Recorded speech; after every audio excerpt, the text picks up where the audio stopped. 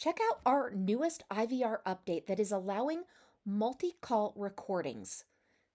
With the multi call recordings for IVR feature, it is going to allow you to access and review multiple call recordings for IVR calls, enhancing transparency and improving your service quality. This feature has a ton of benefits. First of all, this is going to improve transparency because you can effortlessly switch between different call recordings for an IVR call.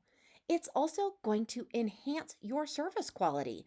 Now you can use multiple call recordings to better understand the customer journey and improve quality assurance processes. And this comes with detailed analytics.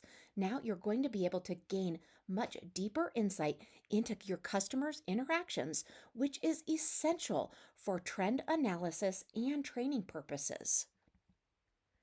As far as a practical use scenario, now when your business receives an IVR call, you can now access multiple call recordings from the reporting tab. This is going to enable you to review and analyze different parts of the conversation to improve customer service. Let me show you exactly where to access this call reporting. First, it is going to be under the Reporting tab in the main left-hand navigation. Then you're going to go to Call Report and you're going to scroll down.